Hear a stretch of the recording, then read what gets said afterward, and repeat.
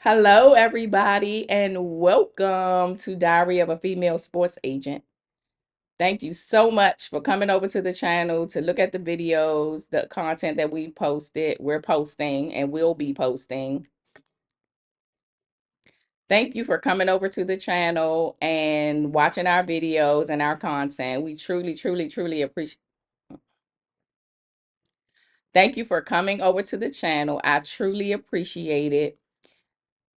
I can't tell you how I'm truly stepping out of my comfort zone and being in front of the camera because being in front of the camera is just not my thing. But I'm coming out here, I'm stepping out of the box and I'm going to doing this a little different. So, this is my intro episode. And so, I want to introduce myself. My name is Diane McCown, and I am a certified contract advisor with the National Basketball Association, the NBPA. So, that's the Players Association. I am also a real estate agent, an author, and an entertainment manager as well. I have a talent that I manage. Today's episode again is my intro, and so you'll learn a little bit about my story and how I got into the business. But first, I want to take the time to ask you to subscribe to the channel if you haven't done so already. Click the bell icon if you want to be alerted of any content that we upload. If you want to support the channel, those links are below as well.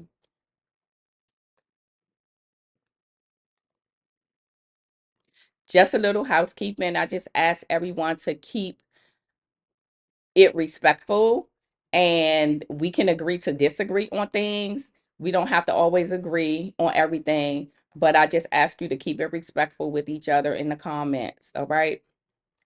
Okay. So I want to start by giving you the weekly segments. So I want to start by letting you know what segments we'll cover weekly.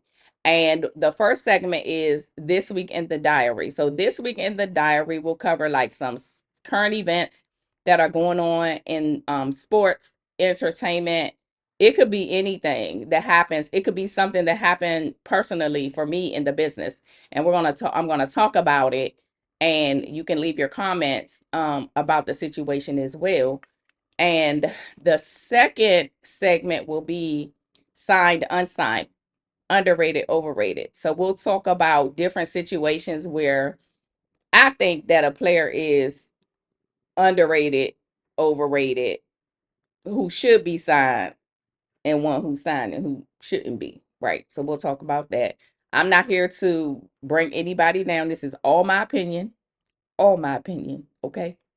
I'm not a scout, but this is all my opinion. Okay. And then we'll have the Q&A session where we'll ask the agent. And so that's when we'll answer. That's when I will answer any questions that you may have.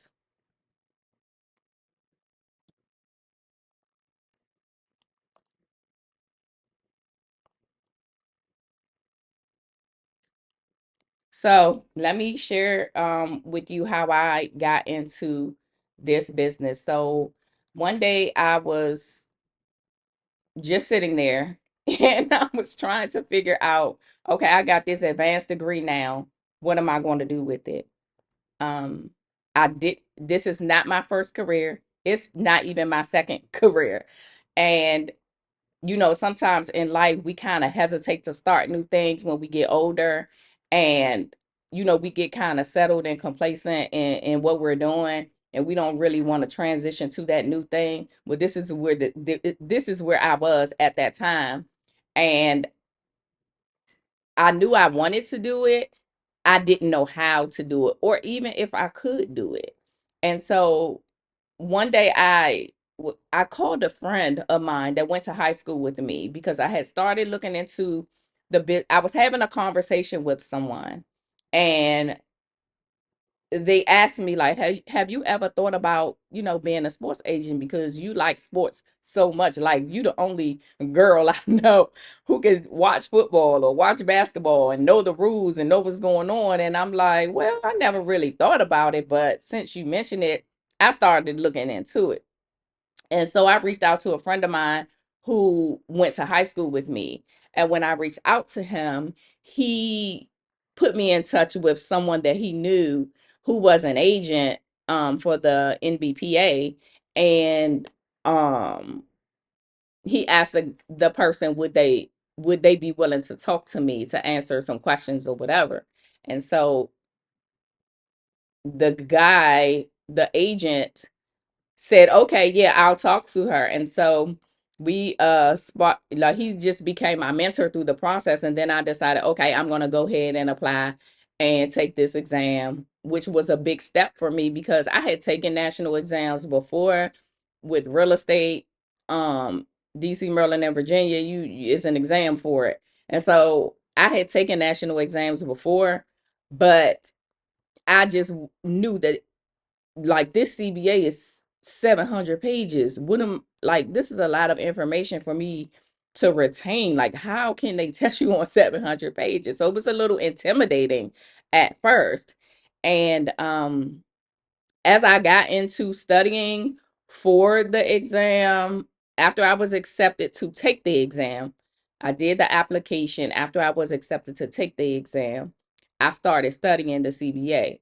And when I started studying the CBA, I really, really, really got into the business side of basketball. Like I've always been a basketball fan, and I really was able to put it together when I started going through the CBA and learning the rules. Like it was really, really easy for me to put it together and commit it to memory because I love the game so much. I was a business major, so it wasn't hard for me to put the pieces together, for when I had to take the exam.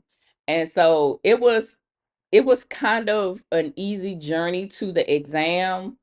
And uh at that time the exam was in person, and I went to New York that weekend. It was MLK weekend of that year. I think it's probably that weekend every year they give the exam. I'm not sure because I it's been a while. But that weekend went to New York. I took the test. I did not get my test results. Like, I don't know what I scored on the exam, but I know I did well on the exam because, like I said, when I was studying, it was so easy for me to just grasp the information. It was just so easy for me to do.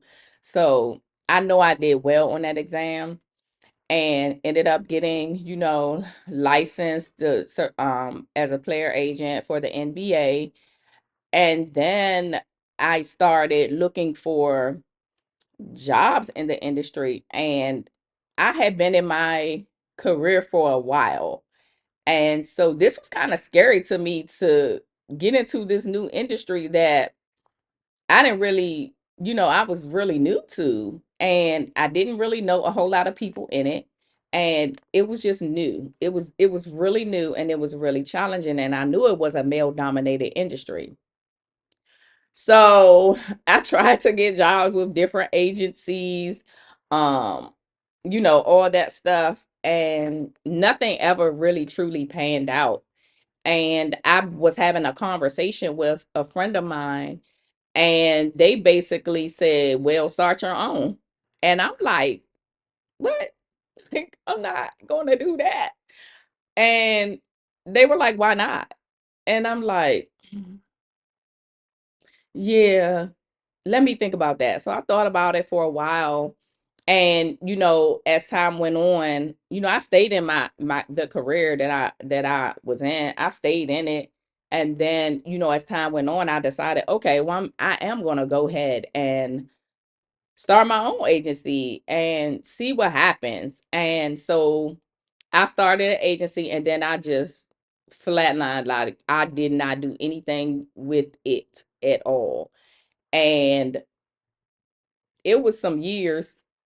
It wasn't, it was some years. And I finally decided, like, you know what? I'm going to do this. And what happened was I had someone to call me, and he's an artist, he's a singer. And he called me and he was like, will you be my agent? And I'm like, what? Like, what? You want me to be your agent? And I don't know if I told him I had to think about it or what. I don't remember what my response was, but I ended up signing him as a talent.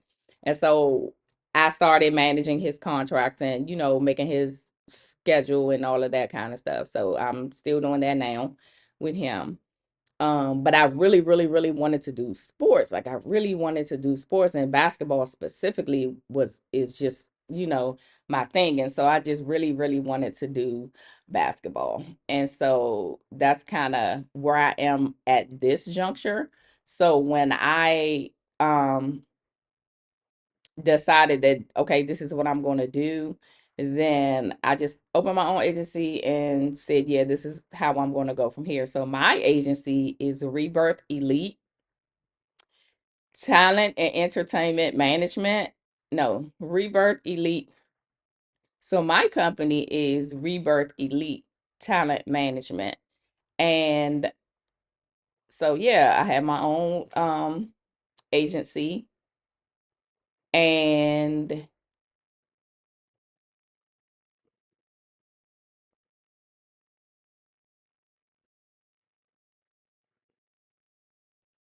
so I have my own agency now, and that is Rebirth Elite Talent Management.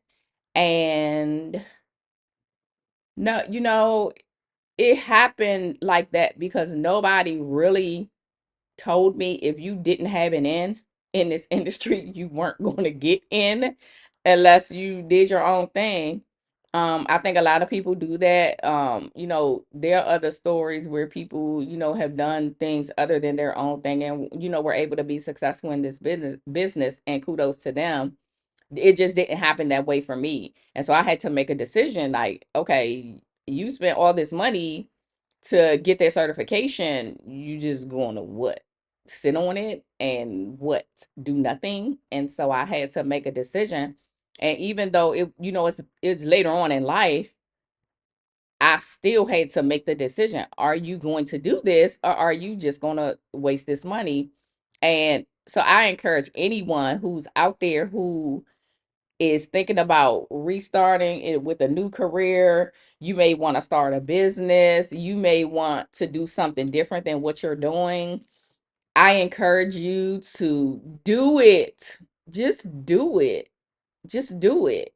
Try it. You won't know until you try it. It's like me getting in front of this camera. You don't know until you try it. So I'm trying it, and it doesn't matter your age. It doesn't matter what you're currently doing. None of that matters.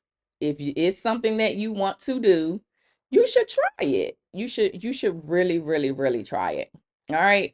So that's how I kind of got into the business. So where I am now, I have a talent that I'm managing right now. And so now my next goal is to move into getting a client for basketball. And so that's kind of my role for the next year. I'm going to I'm going to get a client. I am. I'm going to do what I need to do. I'm going to stay on top of things, and I'm going to get me a client. That's what I'm going to do. Okay, so that's enough about me. If you have any questions, of course, send those in. But I do want to cover the segment this weekend. I do. That's enough about me.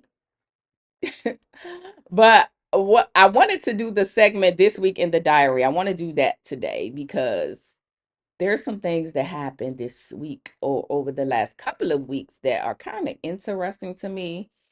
And yeah, I may have an opinion on it. I may not, but let me pull this news article up. So the first news article was about, it says NFL players can still use smelling salts as long as it's not provided by the teams.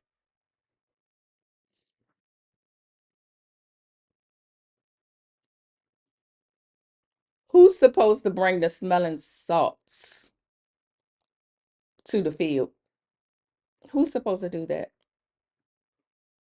I would think with all that money on the line, you would want your doctors handling something like that. However, the NFL sent a memo to all teams back on Tuesday that they're prohibiting the team employees from distributing smelling salt to players.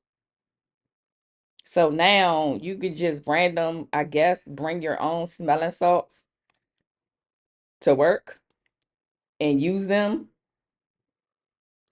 if you need them. I don't know, but seems to be the thing. My opinion is I think the doctor should be handling that. These athletes are worth a whole lot of money to these teams, and I don't think that it's smelling salts, but still, I think that the teams should handle that.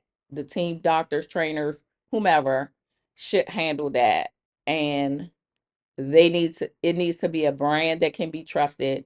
It needs to be something that won't make anybody test positive for a substance.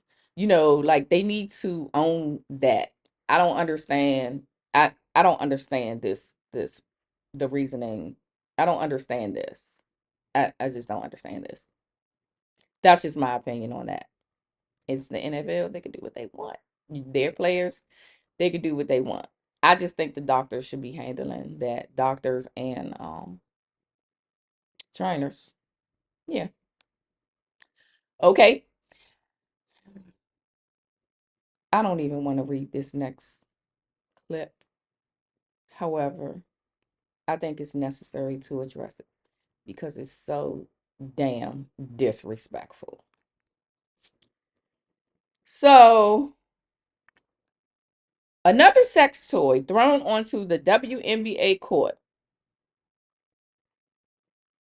What the hell is that?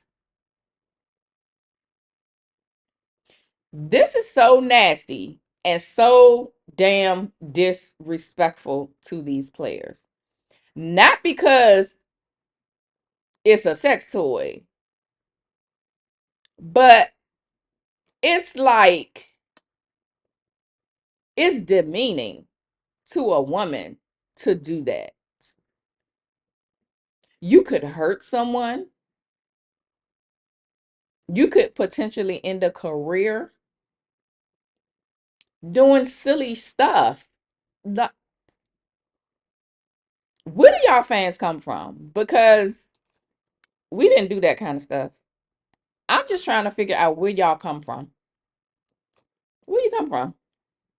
Whoever is doing this, because this is not the first time that this has happened in the last couple of weeks. This is not the first time. Whoever's doing this needs to be banned from all sports for life. Not just WNBA. I'm talking all sports. Like they should never be able to enter an arena ever again. Because this is disgusting. Nasty. Why would you do this? I don't I can't even wrap my head around understanding that. And I hope they find who's doing it so they can put an end to that. I really do. I digress. That's so. Ugh. All right. The last article I was reading today, and it says the most unusual job in sports. It says this scuba diver, this school. Sorry, someone's calling me. I meant to put my phone on airplane mode. I can't do it now, but anyway, it says the most unusual job in sports. This scuba diver turns lost golf balls into a lucrative business. So what he does is he goes to golf courses and he salvages golf balls that have maybe gone in the water, and he'll go in the water and he'll find them. Because I don't know if you know, but as a amateur golfer, very amateur, there are bodies of water on certain golf courses. There are bodies of water, and if you can't hit your ball over the water, it's going to go in the water, and nobody's going in the water to retrieve their ball. It's just a lost ball. Like you just lost it. Take another one out.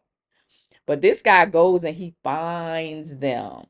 And he's getting paid well to do it because I can imagine that the golf courses have to keep, you know, things tidy, and a boatload of golf balls in there decomposing can't be good for, their course. And so I get that. But yeah, that's how he makes his money. And I thought that was very interesting and wanted to share that with you guys. So those are the three topics for this week in the diary. And let me see what else is next because this is new for me, y'all. So I don't have a flow yet. I'm going to get a flow eventually, but I don't have a flow yet. Okay, so that's all I have for you today. If you have any questions, please feel free to email me at diaryofaFemaleSportsAgent@gmail.com. Again, I will try to answer your question in the very next episode. If we are live, I will try to answer your question on the live. And we will have a Q&A pretty much every episode where we'll answer the answer questions. Occasionally, we'll have special guests to interview, and so I'm working on that, and I have one guest lined up, and so for episode 4, I think it's episode 4. um so that person will be coming into the studio next week, and yeah, that's it's going to be some good stuff. So I want to thank you guys for tuning, and I really truly I can't even tell you how much I appreciate you guys being here, and thank you so much, and see you next time.